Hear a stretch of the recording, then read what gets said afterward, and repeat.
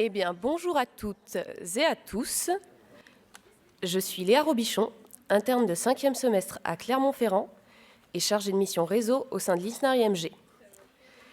J'ai donc pour lien d'intérêt mon poste au sein du bureau national de la structure. Je suis ravie de vous accueillir pour cette nouvelle édition du prix Alexandre Varnet, prix qui récompense un travail de recherche en médecine générale. Je remercie les membres de notre jury d'avoir répondu à notre appel, avec tout d'abord le professeur Paul Frappé, président du Collège de médecine générale, également le docteur Xavier Gocco, directeur de la rédaction de la revue médicale Exercer, ainsi que le docteur Loïc Blanchet-Mazuel, trésorier de l'association FERJIPI, association des jeunes chercheurs en médecine générale. Nous avons la joie, cette année, de pouvoir mettre en lumière les travaux de 6 candidats et candidates. Tout d'abord, le docteur Camille Alonso, qui nous présentera son travail sur le développement des compétences psychosociales des étudiants en médecine générale. Puis nous écouterons Chloé Navarre, qui nous parlera des déterminants de l'hésitation vaccinale contre la Covid-19. Nous enchaînerons ensuite sur la présentation de Christian Dorado-Cortez sur l'impact diagnostique d'une formation en dermatoscopie pour les internes de médecine générale. Ensuite, la présentation du docteur Florentin Boerstam concernant l'acquisition des compétences à la gestion de l'urgence chez les internes. Le docteur Mathilde Hutzler nous présentera par la suite son étude sur la conception de la violence envers le patient chez les médecins généralistes.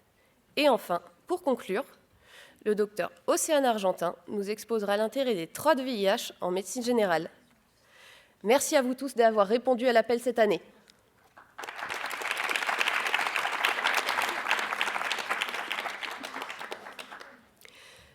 Le ou la lauréate remportera la somme de 1 000 €, 1 an d'abonnement à la revue Exercer, avec la possibilité d'y voir publier son travail, ce sous réserve d'avis favorable du comité scientifique de la revue. Et enfin, comme mettre en avant le travail d'artistes locaux nous tient à cœur, un magnifique trophée réalisé par l'artiste lyonnaise Maëna André de Gibes la Manufacture. Sans plus attendre, je laisse la parole au docteur Camille Alonso pour commencer ses présentations.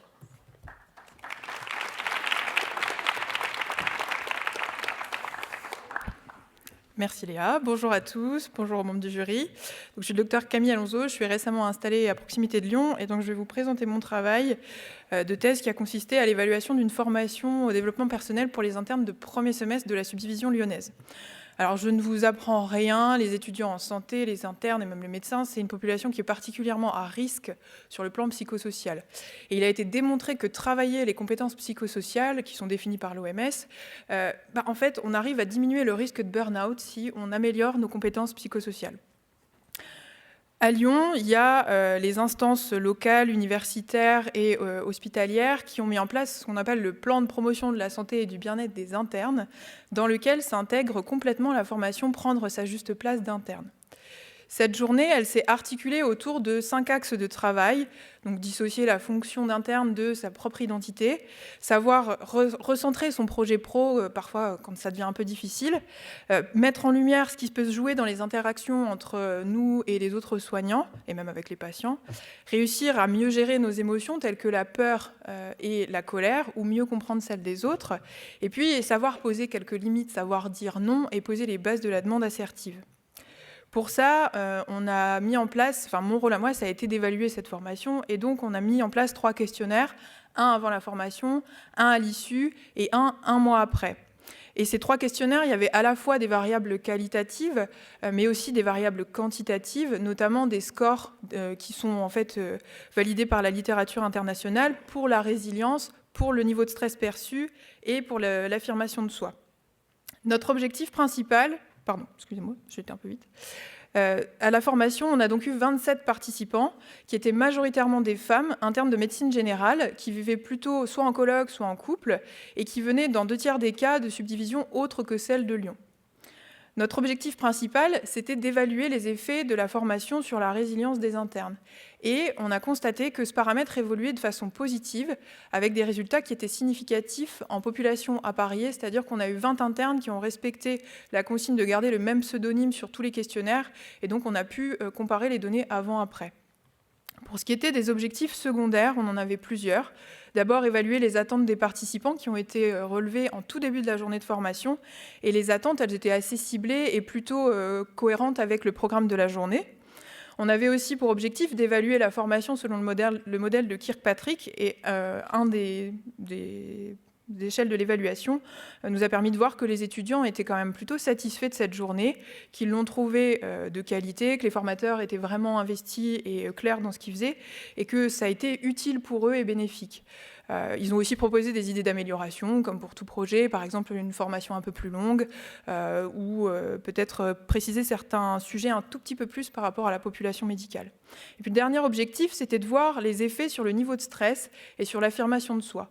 Et là aussi, en population appariée, on a constaté qu'il y avait une évolution positive de ces deux paramètres, là aussi de façon statistiquement significative.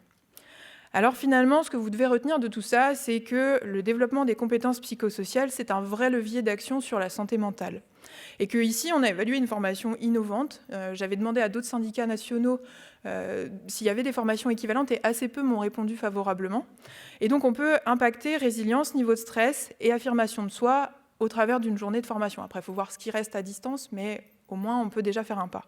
Et puis la question que ça pose, c'est pourquoi on ne pourrait pas commencer plus tôt et intégrer ça dans notre cursus? Pourquoi attendre d'être interne? Pourquoi pas commencer dès qu'on est externe ou déjà en premier cycle? Ou voire même plus tôt, il y a des pays qui commencent dès le primaire, mais bon, c'est un peu tôt. Et puis, à mon sens, la vraie question là-dedans, c'est qu'il faut générer une culture du bien-être dans nos études, mais aussi dans notre profession. Alors, ma conclusion finale, finalement, c'est prenez soin de vous et puis partagez ce message et lancez des initiatives chez vous. Merci de votre attention.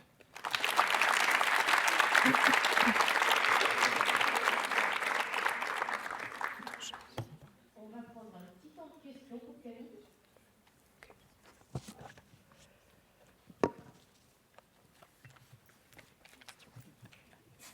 N'ayez pas peur, je ne mange pas.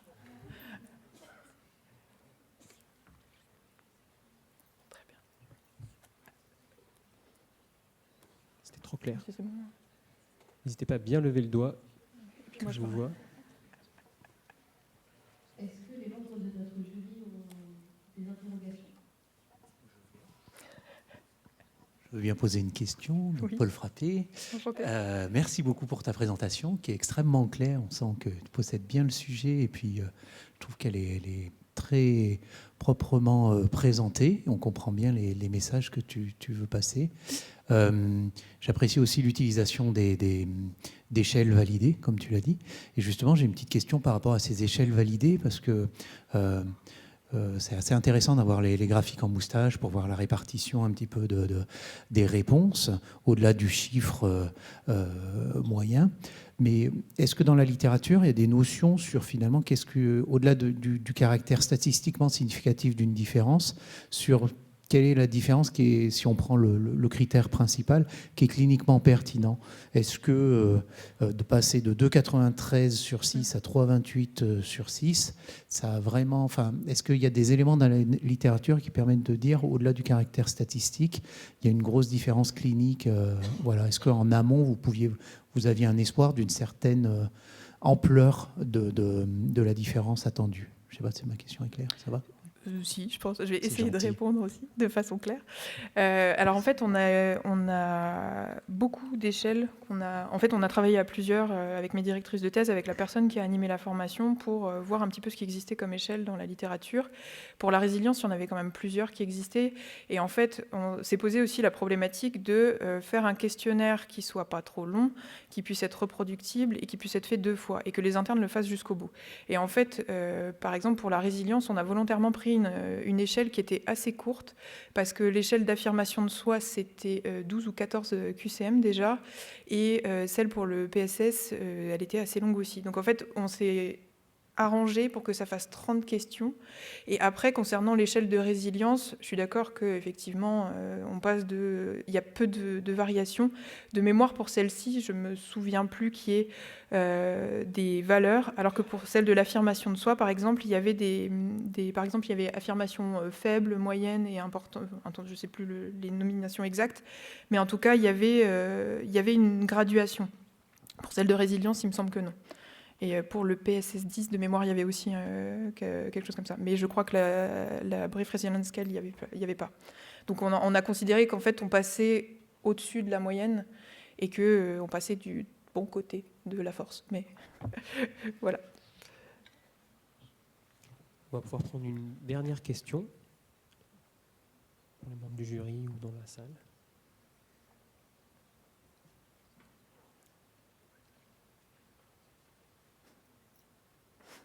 S'il n'y a plus d'autres questions, on va passer à la présentation du docteur Chloé Navarre.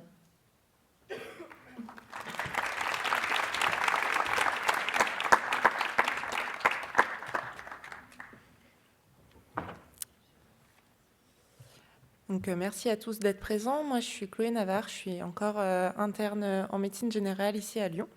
Donc, merci à tous d'être là. Moi, je vais vous parler des déterminants de l'hésitation vaccinale contre la Covid-19 dans les hôpitaux français. Donc, juste pour refaire un petit point sur l'hésitation vaccinale, c'est un concept qui a bien été éclairci en 2019 par l'OMS et qui dit que c'est tout retard dans l'acceptation de la vaccination qui provoque un refus temporaire ou définitif de la vaccination. Cette hésitation vaccinale, elle repose sur 3 grands piliers. Le principal et le primordial, c'est le pilier de la confiance dans le système de santé, dans les acteurs de soins, dans les lobbies pharmaceutiques, etc. La convenance et la complaisance, on y reviendra peut-être un peu plus tard si on a un peu de temps. Et tout cela s'articule grâce à plusieurs facteurs qui sont individuels ou collectifs et parmi lesquels on peut citer de manière non exhaustive le rôle des médias, notamment le rôle des interventions politiques, le rôle de la norme sociale dans la famille, au travail, etc. Et tout cela va jouer sur la décision de se faire vacciner ou non. Donc ma thèse, elle s'est déroulée en plein cœur du second pic épidémique de la Covid-19, juste avant que le vaccin contre la Covid sorte. Je vous rappelle qu'il est sorti le 27 décembre. Et donc nous, on a lancé un questionnaire qu'on a envoyé dans 11 hôpitaux de la région Auvergne-Rhône-Alpes et qui s'adressait à tous les agents hospitaliers afin de recueillir leur intention vaccinale et de connaître leurs raisons. Donc ça, c'était les résultats qu'on a retrouvés.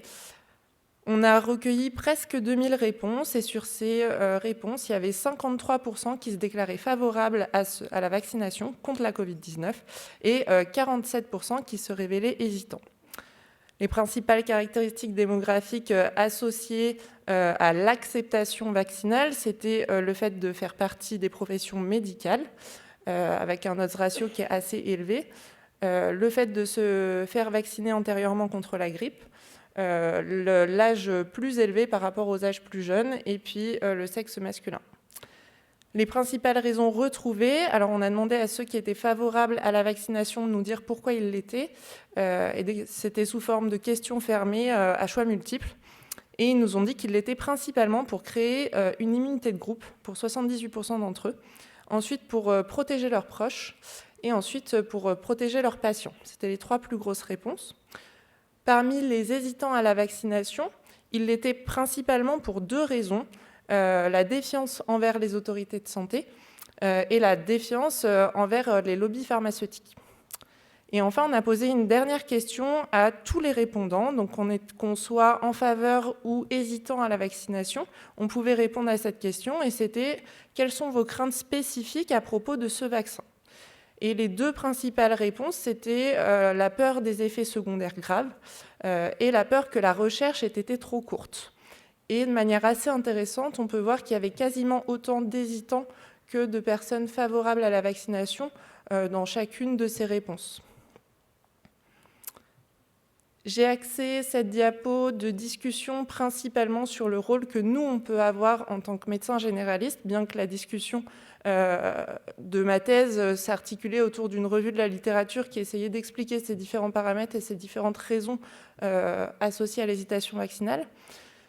Ce qui ressort en tout cas de la littérature, c'est que nous, en tant que généralistes, notre plus gros atout et ce qui va le plus marcher, c'est de faire de l'écoute active comme on peut le faire dans la prévention pour l'arrêt du tabac, dans la prévention pour la nutrition, etc. Le but, c'est d'individualiser notre réponse face aux soignants qu'on rencontre, soit qu'on les rencontre dans le cadre de notre travail, soit qu'on les rencontre dans le cadre de nos patients, puisqu'on peut avoir des patients qui sont aussi des soignants, d'entendre leurs peurs, les légitimer et de leur apporter une réponse individualisée sur leurs craintes. On peut aussi renforcer leur image positive, de créer une unité de groupe, c'est plutôt beau, et donc ça peut permettre de renforcer l'intérêt de la vaccination. Et enfin, ne pas hésiter à se baser sur plusieurs canaux de diffusion, que ce soit un message écrit, oral, au sein du travail, dans la communauté personnelle, etc. En 2023, entre-temps, il y a eu l'obligation vaccinale.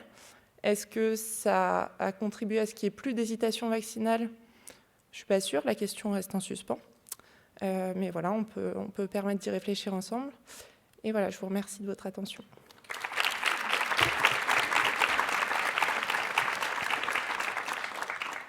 Donc pareil, on va prendre quelques questions pour les membres du jury ou dans la salle.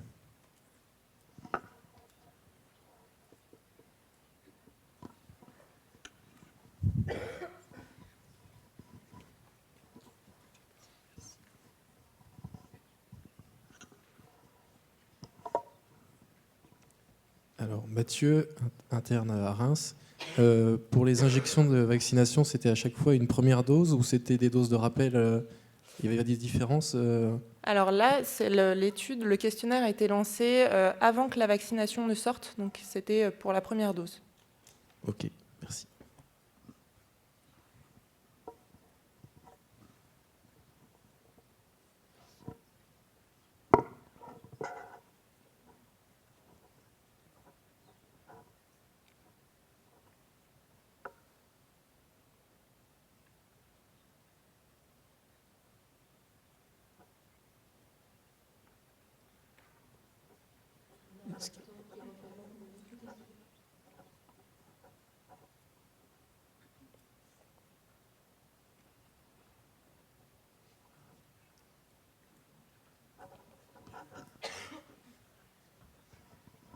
Xavier Gauco, donc, pour exercer. Merci beaucoup pour la présentation. Il y a le modèle donc, 3C, puis il y a le modèle 5C. Et donc le 5e C, on le voit bien, c'est collectiveness. Et chez les soignants, ça... après, il y a peut-être de la désirabilité sociale. Hein. On répond à un questionnaire et donc on dit oui, je veux une immunité collective. Et le calculation, la facilité à trouver l'information et à la juger. Vous avez pu voir quelque chose dans le questionnaire qui dit s'ils sont mieux que le grand public ou si finalement c'est pareil? Alors, dans le questionnaire, comme on ne comparait pas, qu'on n'a pas fait d'études sur le grand public, c'est difficile. Il y en a qui ont été faites à Marseille et il y en a notamment qui ont été faites avant. Après, ce n'était pas sur les mêmes dates. Quand on a regardé un petit peu ce qui se passait et en population générale et chez les soignants. Les études en population générale sur l'acceptation de ce vaccin, il y avait quasiment 75% des gens qui déclaraient vouloir se faire vacciner entre mars et juillet 2020, donc lors de la première vague. Et plus on se rapprochait de la sortie de la vaccination, plus ça diminuait, avec une dernière étude en décembre 2020 qui retrouvait à peine 40% d'acceptation en population générale. Et chez les soignants, il y avait notamment une étude réalisée à Saint-Étienne entre mars et juin ou juillet 2020 qui retrouvait également 75-76% de taux d'acceptation chez les soignants, mais pas d'études derrière, en tout cas pas qui ont été publiées avant que nous, on lance cette étude-là. Et après, effectivement, il y en a eu d'autres qui ont été publiées par la suite, avec des taux variables en fonction des pays, avec des taux qui remontaient quand même. Et puis après, il y a eu cette fameuse question de l'obligation vaccinale. Voilà, nous, c'était une question de notre questionnaire, seriez-vous favorable à une obligation vaccinale? Et il y avait quand même 2 tiers des répondants qui se disaient pas en faveur d'une obligation vaccinale. Voilà. Merci.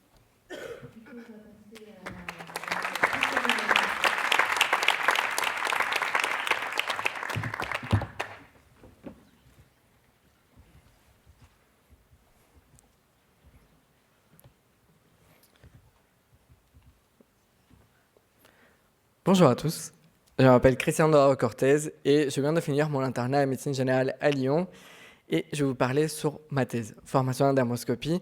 Est-ce que les internes en médecine générale sont plus performants avec une formation en dermoscopie et surtout avec l'intelligence de l'intelligence artificielle? Ce travail de thèse a été sous la direction du professeur Jean-Luc Perrault, chef des services de dermatologie à Saint-Étienne. Tout d'abord, on va commencer pour l'introduction. Pourquoi on a décidé de travailler sur cette thèse, sur ce travail? Et je me permets de vous raconter ce travail en forme d'histoire, parce qu'on a tout pour faire une histoire. On a le méchant, on a les gens gentils, on a un super-héros, et on a des outils. Alors commençons par les gros méchants de cette histoire, c'est les cancers cutanés, mélanome, carcinome basocellulaire, une incidence qui explose depuis 40 ans. Et en même temps, on a une population qui souhaite se faire dépister. Combien de fois il y a les patients qui viennent vers nous parce qu'ils veulent se faire dépister, parce qu'il y a cette conscience qu'il faut se protéger du soleil. En même temps, on a un super-héros qui a besoin de notre aide parce qu'ils sont dépassés. Il n'y a pas de dermatologues. Et l'adresse prévoit une baisse de 12% pour 2040, c'est-à-dire 3000 dermatologues pour 70 millions de Français. En sachant que certains font d'autres choses que la dermatologie, moins intéressés mais plus rémunérés. Et on a des outils qui sont simples et efficaces. On a un dermatoscope, un outil qui nous permet de voir des choses qu'on ne voit pas à l'œil nu. Et on a l'arrivée de l'intelligence artificielle. Et c'est là... on fait un petit récapitulatif, on a le méchant, on a un super-héros qui a besoin d'aide et on a des outils. Et c'est là on s'est posé la question, qu'est-ce que fait notre super-héros préféré ailleurs? Et par exemple, quand on regarde qu'est-ce que fait les médecins généralistes ailleurs, en Nouvelle-Zélande, Australie, aux États-Unis, Angleterre, c'est les médecins généralistes qui sont au cœur du dépistage. Et avec M. Perrault, on a réfléchi, et si on commençait à former nos internes et si on commençait à former les médecins généralistes depuis l'internat, depuis le début de leur formation, est-ce qu'ils vont être intéressés, motivés, est-ce qu'ils vont être performants? Et si à tout ça, on rajoutait l'intelligence artificielle. Et c'est là où notre étude est née. Notre objectif était d'évaluer l'impact sur la pression diagnostique après une formation en dermoscopie et après l'utilisation de l'intelligence artificielle. C'est pour cela qu'on a décidé de réaliser une étude avant-après. 2 formations, formation en dermoscopie, formation en intelligence artificielle et 3 tests. Et ça a donné ça. Et on s'est donné 4 semaines d'intervalle pour évaluer combien les internes avaient retenu par rapport au début. Et on a divisé les groupes en 2 groupes, un avec IA et un sans IA, pour évaluer l'impact de l'intelligence artificielle. Juste pour vous donner un exemple, l'intelligence artificielle regarde l'image, reconnaît l'image et vous propose différents diagnostics différentiels avec à côté un pourcentage de précision pour chaque diagnostic. Parlons des résultats qui nous intéressent le plus. Énormément de personnes intéressées. 172 personnes, les nombres de sujets nécessaires, c'était 30. Du coup, 172, on était très contents de faire. On a eu plusieurs pertes de vue parce que les questionnaires étaient très longs. Et aussi parce que j'ai eu la très bonne idée de lancer les questionnaires pendant l'été quand les internes sont sous le soleil. Comme résultat, 2 informations à retenir. Première chose, les internes sont performants tout au long de l'étude sur toutes nos questions.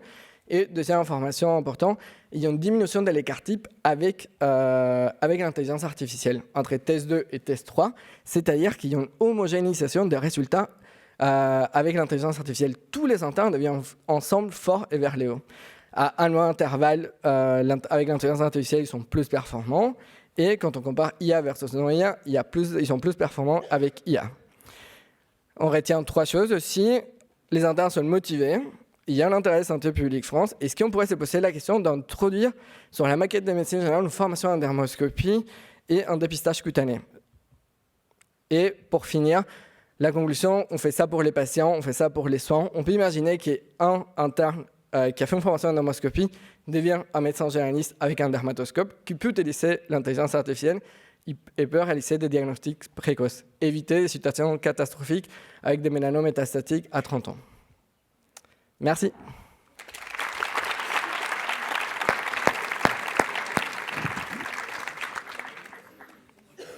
Est-ce que vous avez des questions?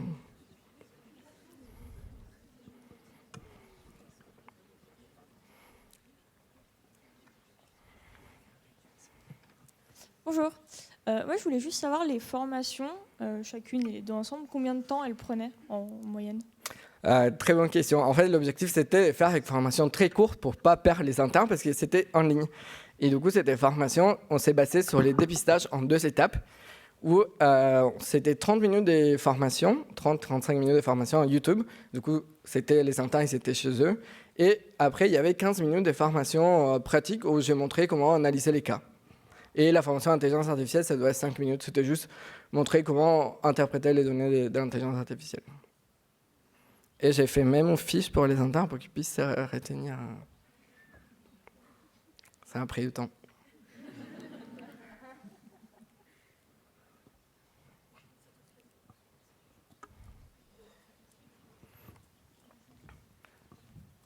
En sachant que pour les médecins généralistes, il existe une cotation pour les dépistages cutanés pour les personnes qui sont intéressées.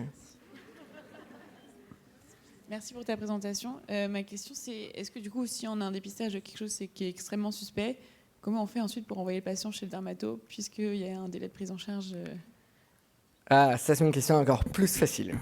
Parce qu'à Lyon, bon, si vous venez pas à Lyon, je sais pas, mais à Lyon, vous avez quelque chose qui s'appelle MyHCL Pro. C'est la télédermatologie gérée par l'hôpital Lyon-Sud. Si vous envoyez une image en dermoscopie avec une image en dermoscopie, c'est sur Internet, le professeur Thomas ou le professeur Dahl, ils vous répondent en moins de 48 heures et vous disent c'est quelque chose de suspect, on les voit la semaine prochaine.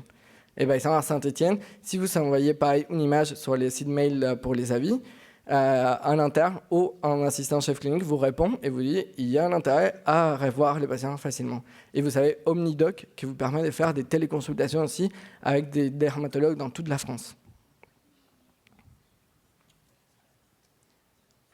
On a le temps pour une dernière question.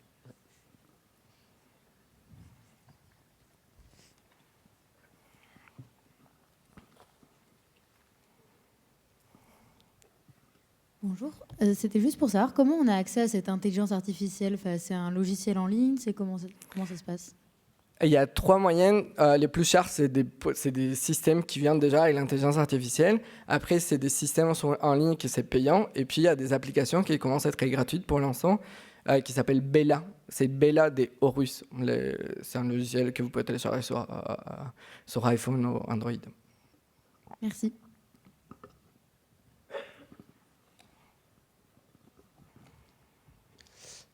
Eh ben, merci Chris. De rien. On est arrivé au bout. On passe au jeu suivant, du coup. Et bien, du coup, on va passer à Corentin Borstam.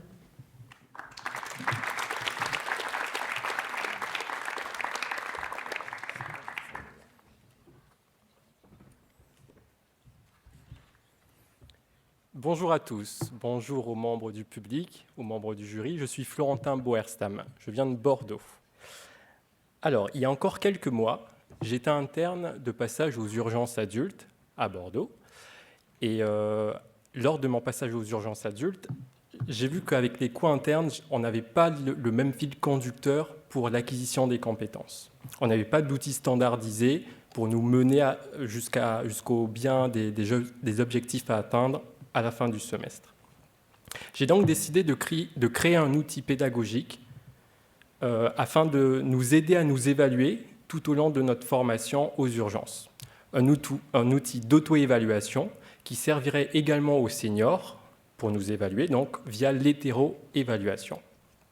Alors, comment j'ai créé cet outil? Je me suis inspiré de 3 éléments principaux. La première chose, j'ai pris donc les éléments de la formation de gestes aux soins d'urgence, qui est obligatoire pour tous les étudiants en médecine depuis 2006. Ensuite, j'ai pris les éléments du référentiel d'urgence et j'ai pris donc l'arrêté ministériel qui retraçait les compétences des internes, les compétences à acquérir lors de leur formation aux urgences adultes. Voici donc un échantillon de ma grille d'évaluation. Il y a au total 24 items dans cette grille, répartis en 5 grandes familles de situations. Alors, il y avait donc les grandes familles de situations au nombre de 5. Il y avait les urgences des voies aériennes supérieures, les urgences cardiologiques, les urgences neurologiques, les urgences respiratoires et les compétences de leadership. Là, vous avez donc un échantillon de la grille avec les urgences des voies aériennes supérieures qui contient 5 items. Associé à ces items, j'y ai mis une échelle de Likert qui allait de 1 à 9 points. répartis en 3 sous-groupes. Lorsque l'étudiant se notait entre 1 et 3 points pendant son semestre, il considérait qu'il était débutant, qu'il n'avait pas encore toutes les connaissances, la pratique, pour gérer à lui seul les patients. Lorsque l'étudiant se notait entre 4 et 6 points, il considérait qu'il avait les savoirs, qu'il avait la pratique, mais qu'il avait toujours bien besoin de l'aide du senior. Et lorsque l'étudiant se notait entre 7 et 9 points, il estimait qu'il avait les compétences nécessaires, la pratique également, pour gérer au mieux les patients qu'il prenait en charge. Il n'avait que très rarement besoin du senior. Associé à ça, j'ai greffé une échelle de fréquence à laquelle il rencontrait les pathologies, peu fréquents, fréquents et très fréquents. Donc ici, nous avons l'évolution des scores des internes au cours du semestre aux urgences, au cours des 6 mois. Alors, nous pouvons voir qu'au début, donc, il y a une évolution assez linéaire au cours du temps, et en milieu de stage, il y a une décroissance de cette acquisition des connaissances. Vous voyez bien cette courbe. L'allure de cette courbe, on la retrouve ici dans la littérature. C'est l'effet Dunning-Kruger. Alors, qu'est-ce que c'est ? Peut-être que certains d'entre vous l'ont déjà vu. C'est un biais cognitif qui a été décrit par des psychologues américains en 1999. Et oui, encore des Américains. En tout cas, ils ont considéré qu'il y avait une surestimation des connaissances en début de semestre pour regagner après la vallée du désespoir, donc qui correspond au pic de décroissance des connaissances, et ensuite qui remonte en plateau. Du coup, donc, grâce à cette grille, nous avons pu, tout au long des 6 mois, avoir une espèce de carnet de bord pour les internes. En plus d'avoir créé la grille, nous avons pu suivre leur évolution au cours des 6 mois de formation. Donc, ça a été comme une espèce de carnet de bord, un guide tout au long du semestre, une espèce de fil conducteur.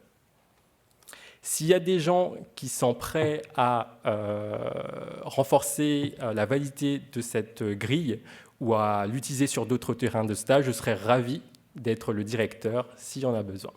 Voilà, merci pour votre attention.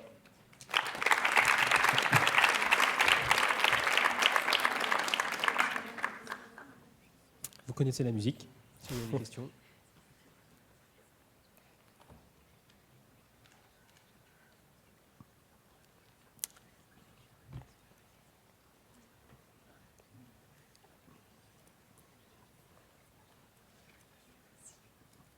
Bonjour, merci pour votre travail. C'était pour demander combien il y avait d'étudiants qui ont répondu, du coup, qui étaient sollicités pour l'étude. Alors, il y avait du coup au total 6 étudiants sur le centre hospitalier de Libourne, 6 étudiants en médecine générale. Donc, on a inclus les étudiants de médecine générale uniquement. Il y avait également des FFI, des médecins, des étudiants, des internes urgentistes.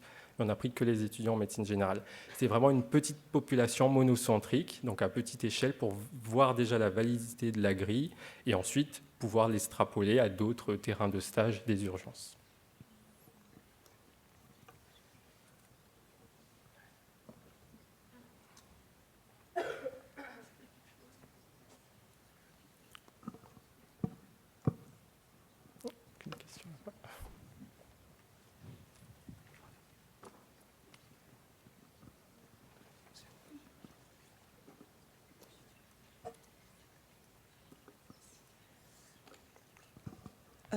Bonjour, je suis interne ici à Lyon en médecine générale. Est-ce que les résultats d'auto-évaluation étaient comparés aux grilles d'hétéro-évaluation ? Est-ce que finalement, là, on voit un petit peu le ressenti des patients, des internes sur leurs compétences, mais est-ce qu'on sait si vraiment ils étaient compétents au départ, puis un peu moins, puis est-ce qu'on a une... Alors, en effet, on a fait une analyse multivariée, donc c'est un peu plus dans le détail de la thèse que je pourrais t'inviter à lire si tu veux. Mais en effet, on a comparé... donc en fait, au tout début, lorsqu'on a présenté la grille, on a fait une planification pédagogique pour voir si déjà les items étaient bien compris, etc. L'auto-évaluation évoluait de manière uniforme et lors de l'hétéro-évaluation, en effet, on s'apercevait qu'en effet, ça permettait d'avoir un rétro-contrôle sur comment l'interne s'évaluait. Donc ces hétéroévaluations étaient très importantes parce qu'en effet, il y avait soit une mésestimation, soit une sous-estimation des compétences. Donc en effet, d'où l'importance d'avoir et l'auto-évaluation, pour l'interne qui est un peu comme son fil conducteur, mais une hétéro-évaluation par les seniors pour un peu rééquilibrer tout ça. Merci. Merci beaucoup. Du coup, on va passer à Mathilde Hulster.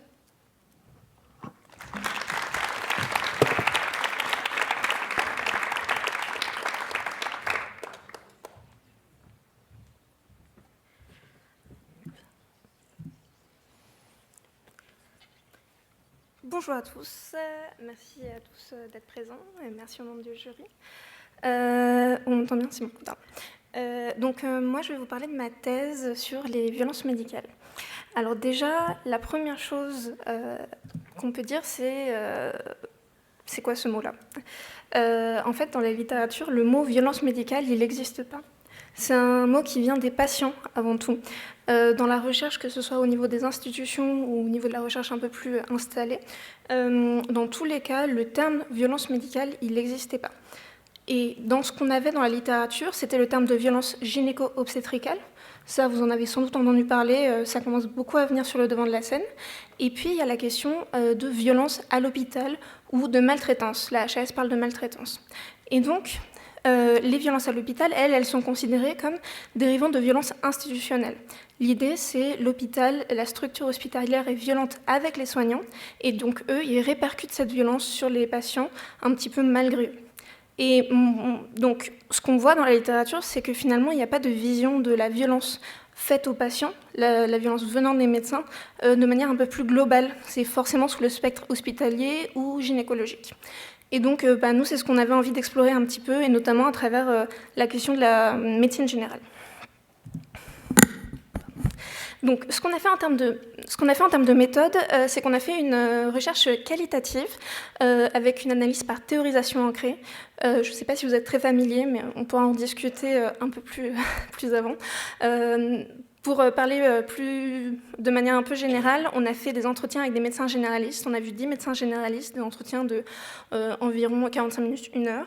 Et ensuite, on a codé, évalué ces entretiens, étiqueté ces entretiens. On a triangulé nos retours.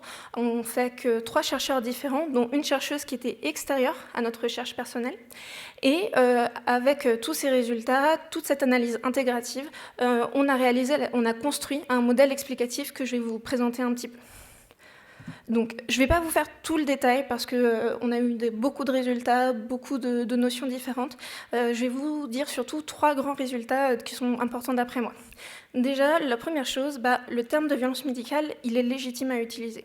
Déjà parce que c'est un terme que même les médecins ont réutilisé, même quand nous, on enlevait le terme de violence des guides d'entretien, ils étaient amenés à réutiliser ce terme de violence pour caractériser ce dont ils parlaient, les gestes, les paroles qui étaient déplacées ou qui étaient blessantes pour les patients.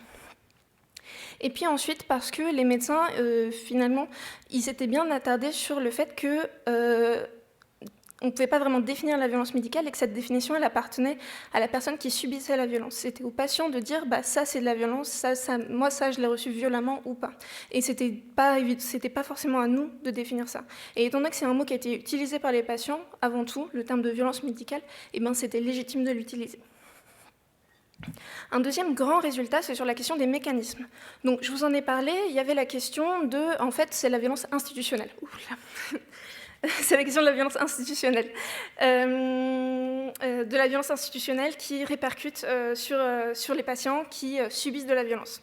Et donc, dans ce cadre-là, nous, ce qu'on avait, c'est qu'effectivement, il y avait beaucoup de pression qui venait sur le médecin, qui impactait le médecin, mais pas seulement, qu'il y avait aussi la question très importante du statut du médecin, qui est visualisé et qui est construit avec ses études et avec la société comme un sachant, quelqu'un qui a les réponses, qui possède le pouvoir dans la relation avec le patient, qui est une relation qui est asymétrique. Ça a été beaucoup dit par les médecins qu'on avait interrogés.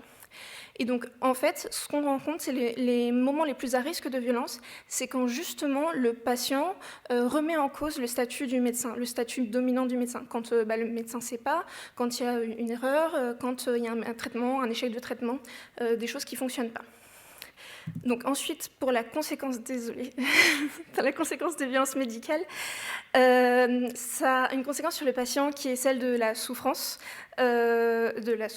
Et ça produit aussi, on peut sublimer aussi cette violence et on voit aussi ce que ça peut transparaître avec le témoignage. Le témoignage, il est vecteur de prise de conscience pour les médecins, pour les étudiants, et il permet de se remettre en question et de réévaluer sa pratique, d'y réfléchir en groupe ou pas, à plusieurs, et de finalement améliorer ses compétences professionnelles pour éviter la question de la violence. Merci beaucoup de votre écoute. Je voudrais juste finir, désolée. Je voulais juste finir. Pour moi, une des choses les plus importantes à retenir, c'est pour éviter la violence avec les patients, c'est d'accepter sa propre faillibilité. Accepter qu'on peut avoir tort, accepter qu'on peut faire des erreurs et accepter aussi potentiellement qu'on peut être violent avec les patients pour accepter qu'ils nous le disent et accepter d'évoluer aussi sur nos pratiques. Voilà.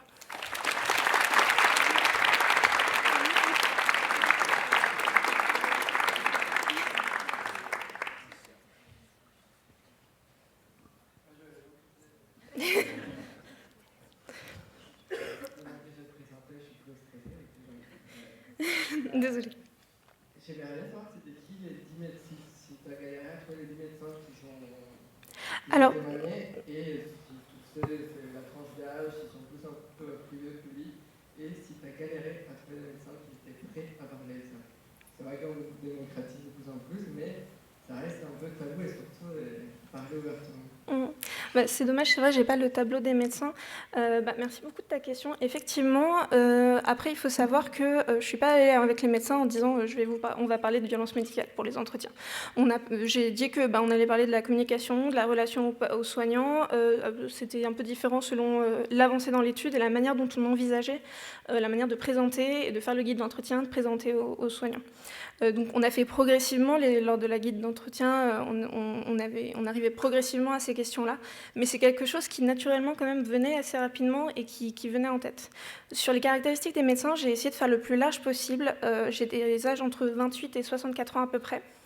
Donc j'ai essayé d'aller voir un peu de tout le monde et aussi, c'était en région parisienne, donc il y a un peu de rural, mais pas mal d'urbain aussi, urbain favorisé et urbain plus précaire. Donc j'ai essayé un petit peu de mélanger, donc d'avoir différentes visions. Par contre, ça reste quand même des médecins dans l'ensemble qui sont plutôt jeunes, plutôt autour de... Je crois que l'âge médian, c'était 42. Et aussi qui exercent davantage en centre de santé. Ça a beaucoup été des médecins qui travaillaient en centre de santé, qui avaient potentiellement plus de temps à m'accorder et qui étaient investis dans des fonctions universitaires et qui donc étaient sans doute plus à l'aise avec le fait d'accepter des entretiens. Mais en tout cas, j'ai fait un peu de porte-à-porte, j'ai appelé dans tous les sens et j'ai réussi à avoir des médecins. Voilà.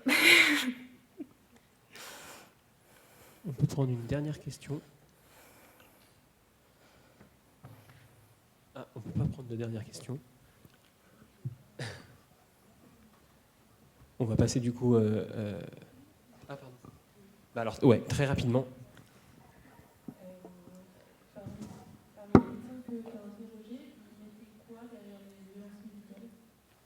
Alors, faut savoir, en fait, j'ai aussi interrogé en amont, pour construire le guide d'entretien, j'ai aussi interrogé des patientes, des médecins qui s'étaient intéressés à la question des violences et puis une anthroposociologue, donc pour un peu délimiter aussi le sujet plus facilement.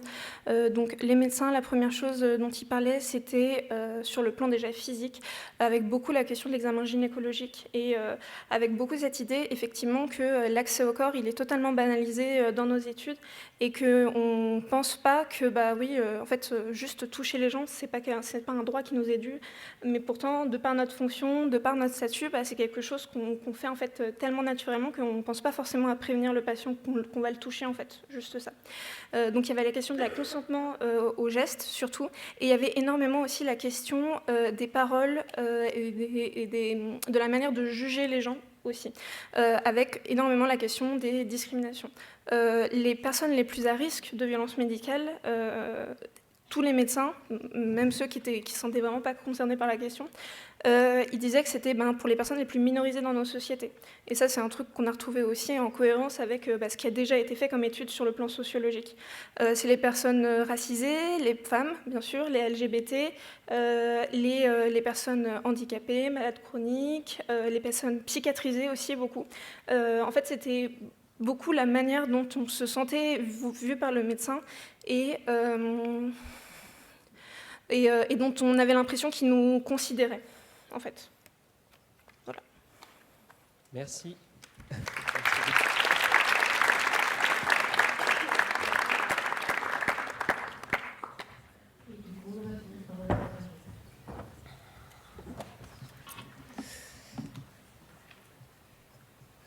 Bonjour à tous, je suis Océane Argentin, médecin généraliste issu de la faculté de Rouen. Mon travail de thèse a porté sur l'élaboration d'un protocole qui visait à répondre à la question suivante. L'utilisation des tests rapides d'orientation diagnostique pour le VIH en pratique courante de médecine générale permet-elle d'établir des diagnostics plus précoces?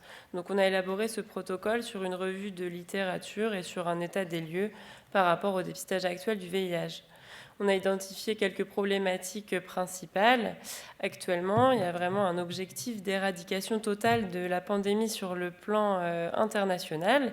Et donc en France, pour arriver à cet objectif, il faudrait atteindre 95-95-95. C'est-à-dire qu'il faudrait que 95% des personnes porteuses du VIH soient diagnostiquées, que 95% des personnes diagnostiquées soient traitées et que 95% des personnes traitées atteignent une charge virale négative. Actuellement, il y a encore 39% de diagnostics faits au stade tardif, c'était 29% en 2021, avec un temps de portage de 3,3 ans avant la découverte de la maladie. On a surtout un retard diagnostique chez les personnes hétérosexuelles, surtout lorsqu'elles sont d'origine étrangère, et chez les personnes âgées de plus de 45 ans, parce que ce sont des groupes de population qui se sentent moins concernés par les politiques de dépistage actuelles et qui sont moins ciblés par les associations. Et donc, on a identifié quelques arguments pour la mise en place des TROD chez les médecins généralistes. Donc déjà, on sait que faire un diagnostic précoce, c'est capital pour améliorer la qualité et l'espérance de vie des individus atteints. Et ça permet de casser la chaîne de transmission. On ne pourra pas enrayer la maladie tant qu'on n'aura pas des diagnostics plus précoces. Les tests rapides d'orientation diagnostique, ce sont des dispositifs faciles d'utilisation qui permettent de donner un résultat en moins de 15 minutes avec de bonnes performances. C'est bien accepté par les patients, voire plébiscité. Les différentes études ont montré que c'était faisable en médecine générale et ça permet d'éviter les perdus de vue. Parce qu'il y a plusieurs études qui montrent que 17 à 30% des patients à qui on prescrit une sérologie ne la réalisent jamais. Là, on a un résultat immédiat grâce au TROD. Donc le protocole, c'était avec l'objectif principal, ça serait d'utiliser les TROD en pratique courante de médecine générale pour voir si on fait des diagnostics plus précoces. Donc on utiliserait une comparaison d'une proportion théorique à une proportion observée. Et pour le calcul du nombre de sujets nécessaires, donc c'est un calcul par rapport à ces proportions, en fait, il faudrait qu'on ait 76 tests positifs pour avoir des résultats probants. Sauf que vu la rareté de la maladie, il faudrait faire un peu plus de 17 000 TROD. On pense, au vu des résultats, que chaque médecin pourrait faire 10 à 15 tests par an, et donc il faudrait recruter à peu près 1000 médecins, soit 2% des médecins qui exercent en France, avec un budget très important, qui de à peu près 800 000 euros, qu'on peut mettre en parallèle quand même avec les coûts actuels de la prise en charge du VIH. Donc en 2016, le coût de la prise en charge globale du VIH, c'était 1,6 milliard d'euros, dont 147 millions pour le dépistage.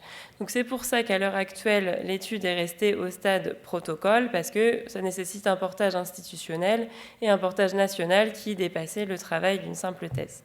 Je vous remercie pour votre attention.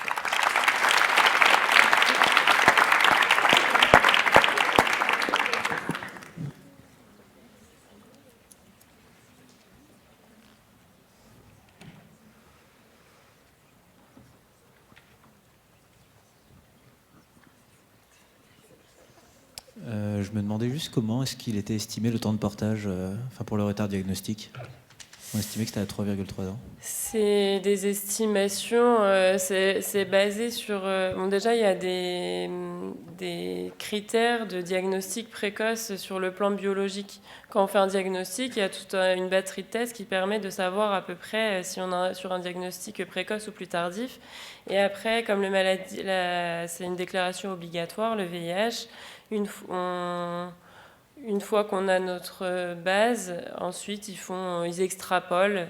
Et il y a une estimation qui est faite. Après, à savoir si c'est exact ou pas, je ne pourrais pas dire à quel point il y a une variable.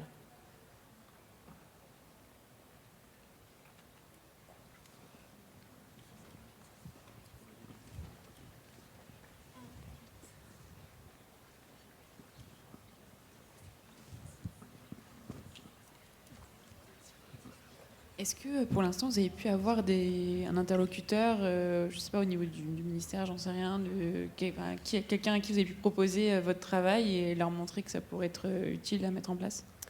Oui, c'est en cours. Mon directeur de thèse, il travaille en santé publique à Rouen, donc, et il a des contacts au niveau supérieur.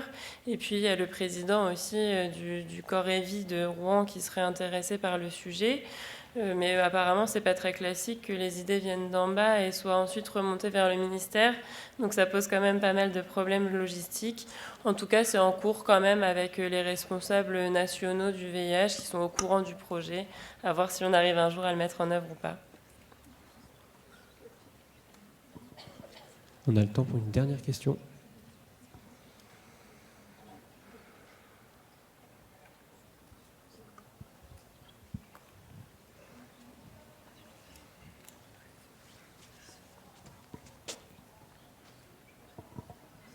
Bonjour, je voulais savoir si actuellement un médecin généraliste de sa propre initiative pouvait se procurer ce genre de test et si vous aviez une idée du prix que ça représentait. Oui, on peut les avoir, mais en fait, effectivement, ils sont payants. C'est autour de 10 € par test et actuellement pas pris en charge par la sécurité sociale. Donc les médecins intéressés peuvent en commander, mais c'est à leurs frais. Ok, merci.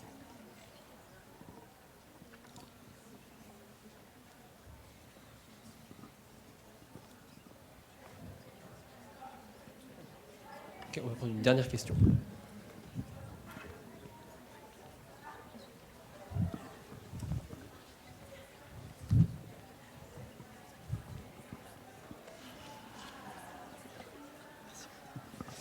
Victor Vandenberg pour Lille. J'avais une question, c'était vis-à-vis de la perception du patient sur le fait de proposer ce test lors de la consultation. Est-ce que tu as des écrits là-dessus? Je pense par exemple en addictologie, on a aussi des tests urinaires pour voir si le patient a consommé des opiacés. Et pour autant, en tout cas, ce qui m'a rapporté, c'est que ce n'est pas utilisé par peur de la perte de confiance. Donc je ne sais pas si tu as aussi des lectures là-dessus. Si, il y a eu plusieurs études qui montrent que les patients ont bien accepté. Ils ne trouvaient pas le test plus douloureux, ils ne le trouvaient pas plus anxiogène non plus, voire moins, parce qu'ils aimaient bien avoir un résultat immédiat. Et ils appréciaient que le test soit proposé par leurs patients, par leurs médecins. Nous, on a du mal justement à aborder la sexualité quand ce n'est pas le thème, mais par les patients, ça a en fait été très bien accepté.